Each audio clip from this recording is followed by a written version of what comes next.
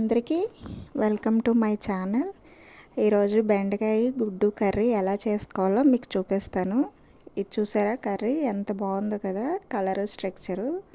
ముందుగా అయితే ఇలాగ ఉల్లిపాయలని సన్నగా కట్ చేసుకొని ఉంచుకున్నాను. తర్వాత నెక్స్ట్ 2 గుడ్లని ఫ్రై చేసుకున్నాను ఘాట్లు పెడితే గుడ్లు నూనెలో వేసినప్పుడు మనకి మీదకి చిట్టమకుండా ఉంటుందన్నమాట. నెక్స్ట్ పచ్చిమిర్చి, ఉల్లిపాయలు, గుడ్లు, టమాటాలు కూడా సన్నగా కట్ చేసుకొని ఉంచుకున్నాను.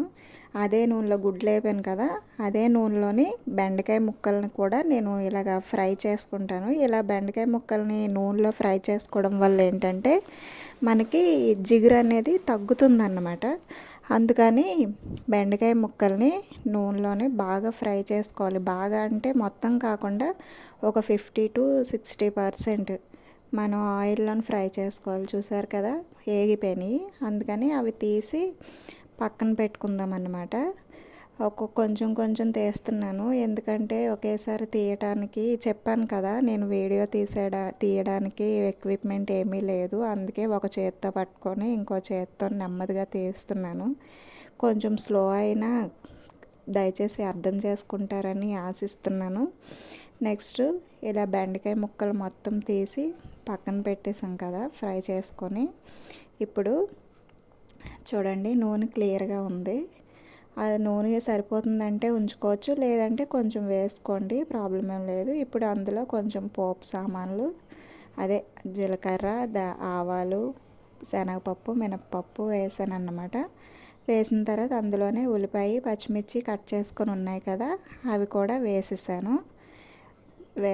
చూడండి, మంట సిమ్లో పెట్టుకోవాలి, లేదంటే ఆయిల్ బాగా హీట్ అయిపోద్ది. అవి బాగా వేగడానికి కాస్త ఉప్పు వేసాను అన్నమాట. మేము దొడ్డు ఉప్పు ఎక్కువ వాడతామండి, సాల్ట్ తక్కువ. ఇలా ఫ్రై చేసుకోవాలి. ఫ్రై చేసుకుంటే అలా కలుపుకుంటూ ఉండాలన్నమాట. చూడండి, కలిపేసి మూత పెట్టి ఒక 5 minutes ఫ్రై చేసుకున్నాము అంటే కనుక అవి బాగా వేగిపోతాయి అన్నమాట. ఇప్పుడు మూత తీసి చూస్తే 5 minutes తర్వాత ఇగోండి ఇలా ఉన్నాయి. మళ్ళీ ఒకసారి కలుపుకొని అందులోన నేనేమో అల్లం వెల్లుల్లి పేస్ట్ అయితే వేయట్లేదు, జస్ట్ అల్లం తరుగు మాత్రమే వేస్తున్నాను. అల్లం తరుగు, కొంచెం కొత్తిమీర, కొంచెం కరివేపాకు ఈ స్టేజ్లో ఉన్నప్పుడు కాస్తంత వేసుకోవాలి. నేను అదే వేస్తున్నాను. అల్లం వెల్లుల్లి పేస్ట్ అయితే వేయట్లేదు. నేను ఎక్కువ అల్లం తరుగే వాడతాను. అల్లం వెల్లుల్లి 2 మిక్స్ చేసిన పేస్ట్ అయితే నేను ఎక్కువగా వాడను. ఎందుకంటే మా ఆయన మసాలా స్మెల్ వచ్చేస్తుంది అంటారు. అల్లం వెల్లుల్లి పేస్ట్ వేసినా కూడా తను మసాలాలు పెద్దగా తినరు.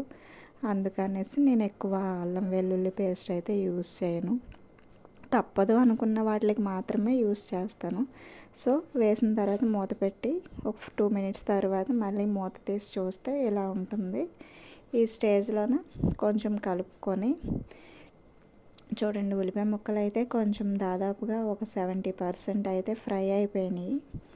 ఇప్పుడు ఒక చిన్న గోలీ సైజు చింతపండుని చిన్న గిన్నె తీసుకొని అందులో వేసుకొని మనము వాష్ చేసుకొని నానబెట్టుకోవాలన్నమాట. మా చింతపండు బాగానే ఉంది క్లియర్గానే, అందుకని వాష్ చేయ అవసరం లేదు.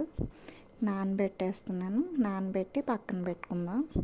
ఇప్పుడు ఈ ఉల్లిపాయ ముక్కలు వేగుతూ ఉన్నాయి కదా, ఆ ఉల్లిపాయ ముక్కల్ని మళ్ళీ ఒకసారి కలుపుకొని తర్వాత చూడండి, ఇప్పుడైతే పూర్తిగా వేగిపోయినాయి కాబట్టి ఇప్పుడు కట్ చేసుకున్న టమాటాలు ఉన్నాయి కదా, అవి ఈ స్టేజ్లోన వేసేయాలన్నమాట. ముందుగుండా టమాటాలు వేసేస్తే ఉల్లిపాయ ముక్కలు మగ్గవండి. అవి కొంచెం కూరలోన పైకి చూసినట్టు కనిపిస్తాయి. నాకు అలా నచ్చదు. ఉల్లిపాయ మొత్తం గ్రేవీలాగా అయితేనే బాగుంటుంది. అందుకనేసి నేను ఉల్లిపాయలు బాగా ఫ్రై అయిన తర్వాత నేను టమాటాలు వేస్తాను అనమాట. వేసి కలిపి మూత పెట్టుకొని ఒక 2 minutes తర్వాత చూడండి చక్కగా మగ్గినాయి కదా. ఇప్పుడు కొంచెం కారం వేసాను. మేము ప్యాకెట్ కారం వాడతాను, ఆశీర్వాద్ కారమే వాడతాను. ఎందుకంటే అదైతే కలరు స్ట్రక్చరు కూరకి పర్ఫెక్ట్గా ఉంటుంది, అందుకనేసి అదే వాడతాను. నాకు సరిపడగా కారం అయితే వేసుకున్నాను. నెక్స్ట్ ఏమో కలిపేసి అందులోనే కొంచెం ధనియా పౌడర్ అయితే వేసాను. అది ధనియా పొడి ఒక స్పూన్ ఉంటుంది, వేసాను. వేసిన తర్వాత అది కూడా కలిపాము. బాగా కలుపుకున్న తర్వాత కొంచెం సేపు మళ్ళీ మగ్గించుకోవాలన్నమాట. అదే టమాటాలు బాగా మగ్గి అందులో నుంచి ఆయిల్ పైకి తేలేంత వరకు మగ్గితే మనకి కూర ఉడికిన తర్వాత గ్రేవీ బాగుంటుంది చూడడానికి, తినడానికి. ఇప్పుడు పక్కన పెట్టుకున్న చింతపండు ఉంది కదా, దానిని ఇలాగా రసం తీసుకుందాం అన్నమాట. ఎక్కువ వాటర్ వేయకూడదు, కొంచెం తక్కువ వాటర్ వేసుకొని పులుసు, చింతపండు పులుసు పలచగా కాకుండా కొంచెం థిక్గా వేసుకోవాలన్నమాట. ఇదిగోండి, ఇప్పుడు ఆ చింతపండు పులుసుని ఇందులోనే వేస్తున్నాను అన్నమాట. మా చింతపండు బాగా పుల్లగా ఉంది, అందుకనేసి నేను చిన్న గోలీ సైజులో చింతపండే తీసుకున్నాను.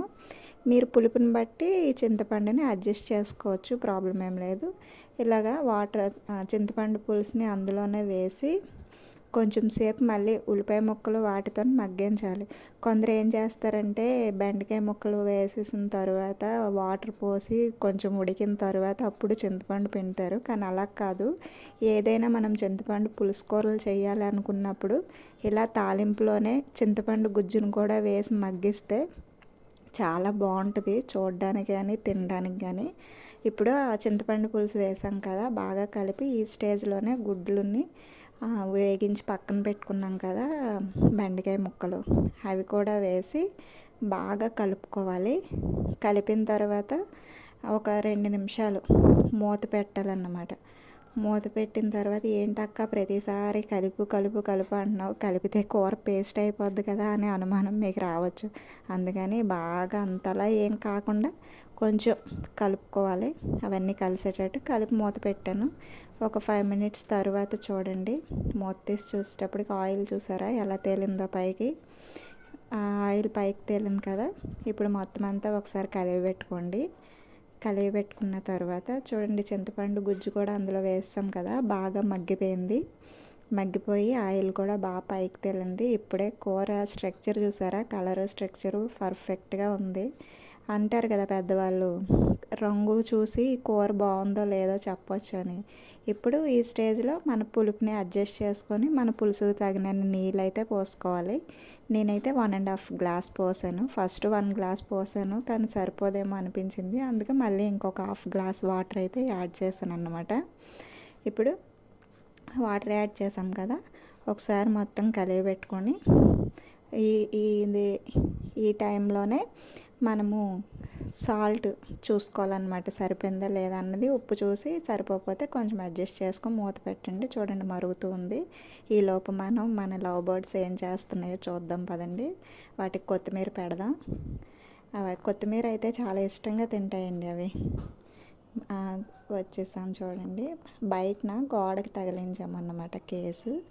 ఇంట్లోనే ఉండేవి ఇదివరకు, కానీ ఇంట్లోనే ఏంటంటే అవి ఎగరడం వల్ల వాటి రెక్కలు రాలిపోయి వెంట్రుకలు, ఇల్లంతా వెంట్రుకలు అవుతున్నాయి. నెక్స్ట్ అవి రోజులు గడిచిన కొద్దీ కూడా అల్లరి ఎక్కువైపోయిందండి, బాగా ఎక్కువగా అరిచేస్తున్నాయి. నైట్ టైం కూడా బాగా ఇబ్బంది పెడుతున్నాయి అని చెప్పి బయటన గోడకి సెట్ చేసామన్నమాట. ఇలాగా వర్షం వచ్చిన ప్రాబ్లం ఏం లేదు. చూడండి, గూడు దగ్గరికి వచ్చాను కదా, ఏంటి మమ్మల్ని బయటికి తీస్తుందా ఏంటి. నా కుండ చూడండి ఒకసారి ఎలా చేసినాయో. ఉంటాయి కదా, పడుకుంటాయి, చల్లగా ఉంటుంది, ఎండాకాలం గుడ్లు పెడతాయి అని చెప్పి కుండను కొనేసి తీసుకొచ్చి చిన్న కన్నం పెడితే అవి అంత సాగదీసి పెట్టినాయి కన్నాన్ని. సరే, తలుపు ఓపెన్ చేసి కొత్తిమీర అయితే వాటికి హ్యాంగ్ చేసేస్తాను. హ్యాంగ్ చేసిన తర్వాత వెంటనే కొత్తిమీర పెట్టిన వితిన్ సెకండ్స్లోనే మొత్తం ఖాళీ చేసేస్తాయండి. వాటికి కొత్తిమీర అంటే ఎందుకు అంత పిచ్చో ఏంటో కానీ, కొత్తిమీర తిన్నట్టుగా వాటి ఫుడ్ కూడా అవి తినవండి. ఇప్పుడు పెడతానా, ఒక 2 మినిట్స్ పోయిన తర్వాత నేను వచ్చి చూసేటప్పటికి మొత్తం లాగి పడేసి కిందన పడేసి వాటి ఇష్టం ఇక అవి తినడము, అందులోనే ఆడడము, భలేగా ఉంటుందిలే వాటితో మాత్రం. కానీ వాటి అరుపులే కొంచెం భరించాలి.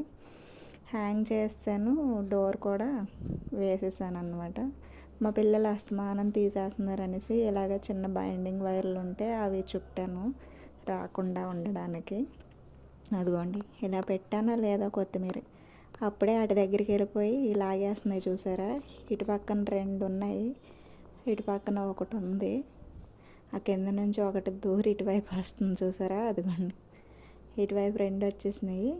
ఇటువైపు మాత్రం ఒక పొట్టోడు ఉన్నాడు అటు పక్కన. మా బాబు గడ పెట్టిన పేరు అది, పొట్టోడు అంటాడు దాన్ని. ఎందుకంటే ఈ పక్షులన్నిటికంటే దాని ఏజ్ కొంచెం చిన్నది, అందుకని పొట్టడా అని పిలుస్తాడు అన్నమాట.